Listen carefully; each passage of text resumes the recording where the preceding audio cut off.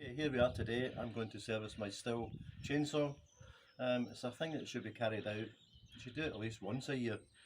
If you don't do it at all, I mean, it'll just deteriorate into chaos and you have a terrible saw. So it's basically a Stihl. It could be a Husqvarna, it could be any motorised chainsaw. The procedure is just the same. You need to have a few pieces of tools, spark plug key, which would come with your machine. If you've not got one, please go and buy one. It does the chain tensioning and it removes the chain as well.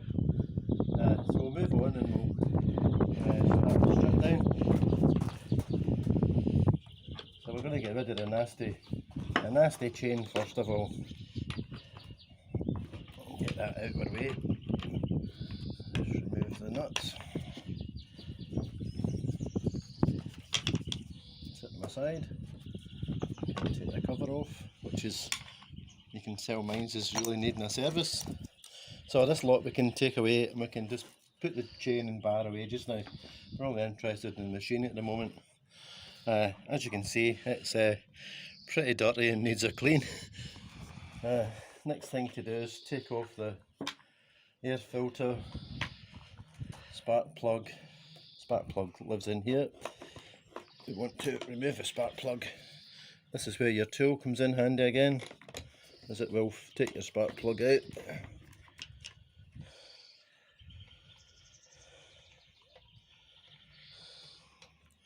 Remove the plug, check the type of it and look at the condition of it as well, just to see that it's not oiled up, but it's not. And that's nice and clean. So I'll set that aside, and you can see my air filter's been cutting a few trees, so it needs a clean down.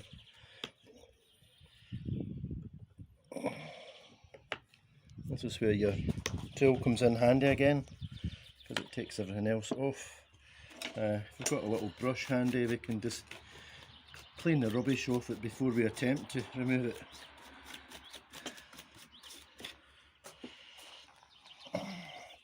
And then we can go ahead and remove this.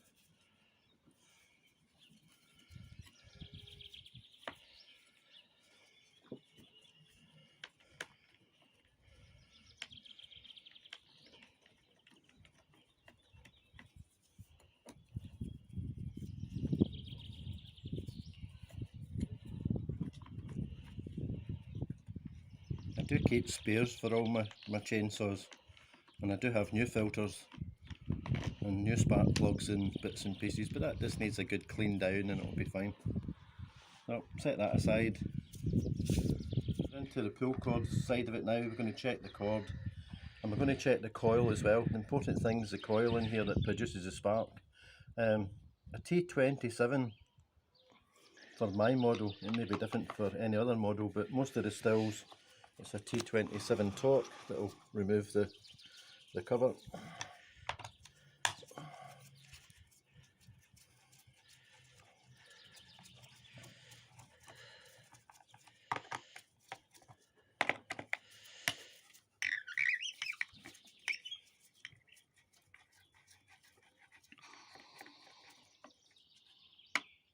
If you're not sure of taking it all to bits, if you've got a mobile camera or a phone, take a photograph of it before you take it to bits, so as you know where it goes back.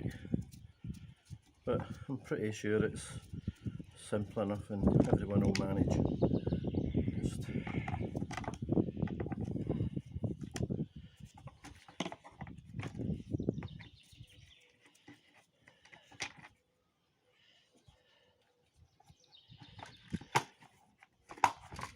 There we go.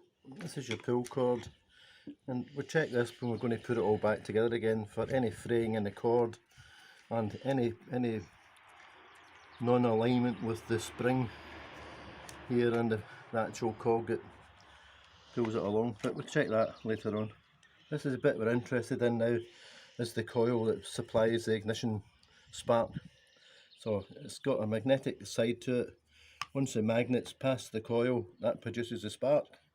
And it's also got an air gap in between the coil and the head. So once you remove the coil, we can clean all that area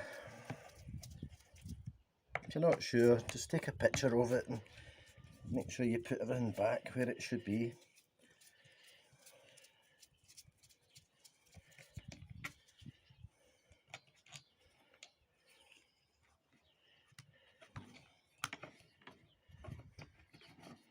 That's our coil removed now, and we can clean this. It's important that we clean in here, the surface here. You can see all the dirt that's accumulated in it. That's just not going to be good for you getting a good spark. So let's get rid of that, and we can give this a clean down. But that's basically the strip down of it is, and then we're checking the magnet side of it in here to make sure it's clean as well. So that just needs a little rub with a very fine emery paper, which I'll go and get. I don't have with me at the moment, but I'll get some. That's it. So here we are, we've got a little bit of fine emery paper. You don't need to go mad at it. It's just to give it a little clean. Make sure it's clean. I've actually got a little brush for doing this as well.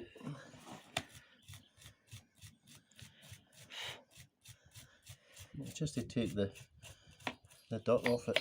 You don't need to go mad. It needs to be clean, not terribly shiny. Moving on to the flywheel side of it, it's just the same. I don't need to take the flywheel off, we just need to give it a clean, which I've always done, and it works for me. The magnetic side of it, you can see the tube. It's in there, it's reasonably clean. It's got a non-magnetic side, which is just a counterweight. And we'll just get that a little clean, make sure there's nothing on it. Just make sure it's nice and clean, and we can assemble that back. Set of feeler gauges. Mine's is 12 thousandths of an inch. It's marked on the feeler gauges, metric and imperial. So 12 thou in the air gap in between the flywheel and the coil. The coil's got slots on it, so you can slacken the screws just tight enough that you can move the coil back and forward and then tighten it down. So tighten it down once you've got the 12 thou gap, and just check it on both sides. Give it a good tighten down. That's not going to move, and we're just checking the gap again. And what we want to do is just rotate that round to make sure we have free movement all the way around and there's no obstructions on it. And that's basically your coil set. So we'll move on to the pull cord before we get stuff going back on. I like to check the cord's not frayed. I like to give it a little clean if you best you can. It doesn't need to be spotless.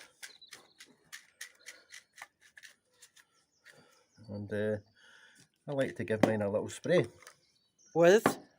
A little WD-40, the usual stuff. I've got a little silicone. I like putting a bit of silicone on mine. That just lets it do its free movement. Just check everything's okay. We can drop this back in again.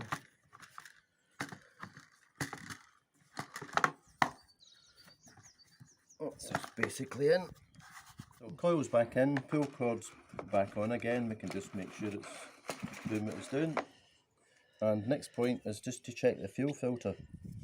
Now, if you're a strange person and you leave 2-stroke oil in your machine sitting all year, and then you go to start it, this is going to be oiled up with very dirty oil mixture of dirty fuel, bad fuel and oil, and it's not going to be good. So I don't leave any petrol in my machine for any length of period of time.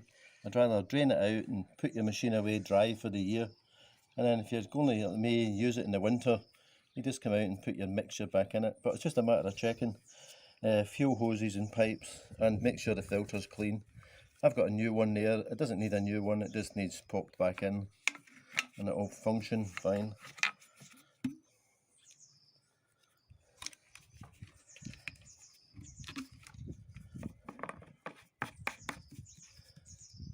That's the fuel filter basically.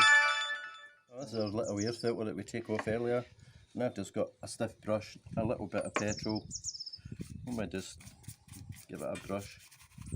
We can set it aside, and by the time you've done other things, this will have dried off. It'll be good to go. You can see it's good for removing all the residue. We can get around the side.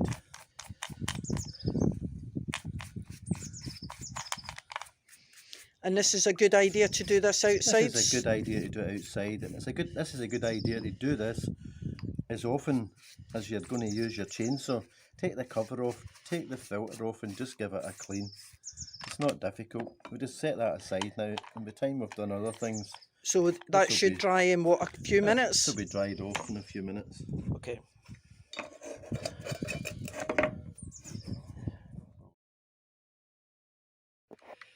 I'm just scraping the worst of the rubbish off my lovely saw.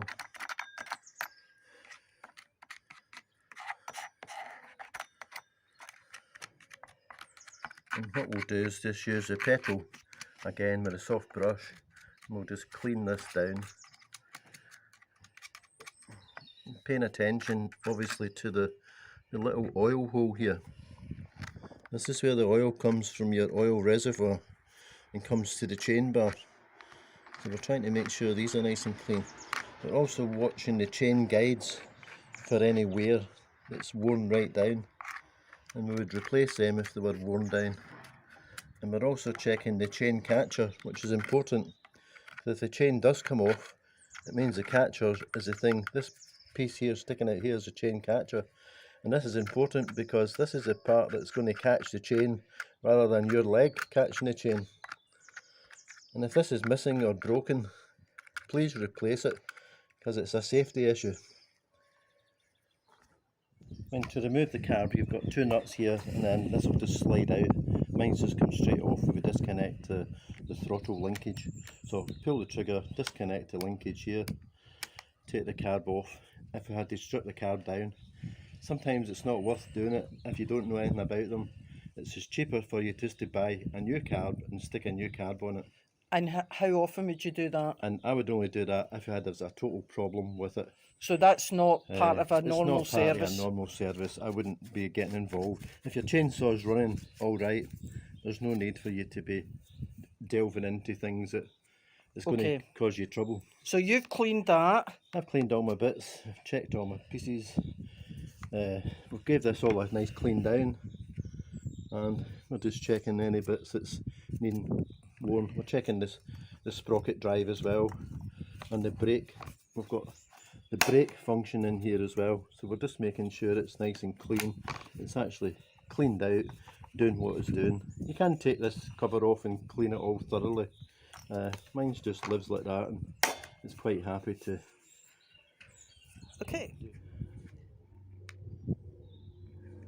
Okay, so spark plug going back in. This is the old one that came out. Do check the numbers. I know mine is a BPM NGK 7. And to set this aside, keep it as a spare plug. I would put a new plug in mine when I do a wee service. Nice and clean. Put a new plug in it. Shouldn't have a problem with it. I'll come back, and as you can see, we've put everything back together again. Spark plugs back in. Everything's clean. Air filter's dry. Put back in. We just got to check a couple of things on here. One, the sprocket's good, and the second one's a little oil hole. And everybody thinks this is oil hole, this is oil hole, and that oil hole corresponds on the bar to that hole. So this hole here's got to be clean when you do it, and there's one on each side. So if you reverse the bar upside down, this hole corresponds. This is oil that takes the chain oil to your chain. So get your emery paper back in again, fold it over, run it up and down the groove. Yeah, making sure it's nice and clean. If I see burnt bars, I just know you've run your chainsaw without any oil in it. So if this bar's got signs of burn marks on it, you've run it without oil. So when you fill the tank with fuel, make sure you fill the chain oil as well at the same time. So just make sure that the little hole's clean. We'll get the chain back in. Making sure obviously we're putting it up the right way.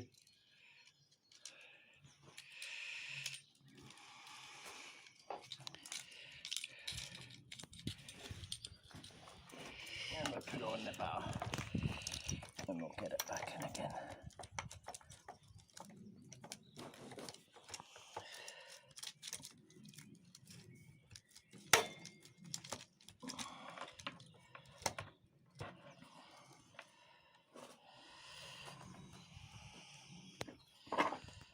And we can adjust it up a little bit.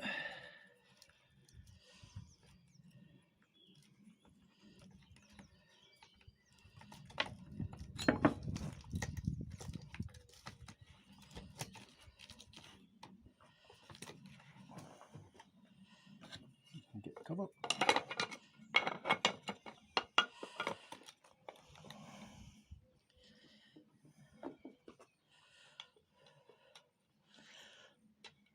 So some people might want to know how old this actual chainsaw is, John. About 10-year-old. And as long as you service it and look after it. Yeah, look at it run for another 10 years. And you can get spares readily for Still. This is why you chose the Still, apart from the fact that it's a... Husqvarna's good saws. Still's been the best saw that I've had. Right, adjusting your chain. Right, I've got mine on here. But obviously make sure it's going round. I like to get the middle of the bar, whether it's a 12-inch bar or mine's an 18-inch bar. And I like to adjust it so that I can just see in the middle of the bar, I just see the tooth, the drive coming up. That's my chain set for tension. That's where I like to have it. Set there and we're good to go. Tighten the nuts up. And that's job complete. You've only got to fill it with fuel. And it's ready to go. Oil, fuel, we're good to go. Right, question. When do you know that your chain needs changed? When it's blunt. So And- two options we can go. We can get the files. We can check the box it comes in. I only use Oregon chains. On the back of the box it tells you on mine's a 75, 66 lengths, and it's a 5.5 file, which is a 5.5 file. Okay. Which goes into my little angled, I do mine by hand. I don't use any of these modern machines. I set mine by hand. So it's 20 degrees for mine. I set it's degreed off so I can lock my chain in. Oregon chains, people ask me how often I change my chain. I sharpen mine as much as I suffer to have it sharpened. It gets to a point where you can't sharpen it anymore and you just have to bite the bullet and put a new chain on it. Sharpening's not for the faint-hearted. It tells you on the back of the box it comes in. It tells you the size of the file. Mine's is 5.5. I use a hand tool like that and I just lock my chain up, move it along, and mat a file at 20 degrees. It tells you on the box what it is. 5.5 file, 20 degrees, and it only takes a few passes left and right. Otherwise you just change your chain and put a new chain on it. So if you were to sharpen it, how many times before, because the more you sharpen the chain, the weaker you're making it. Weaken the links. It's got marks on it. It's got wear marks on it where you would take it back to, and that's as much as you would go. But I change my chain. If I'm going to take a tree down, I put a new chain on, and basically that's a tree taken down, chopped up and logged up for the house. Brilliant. Thanks very much.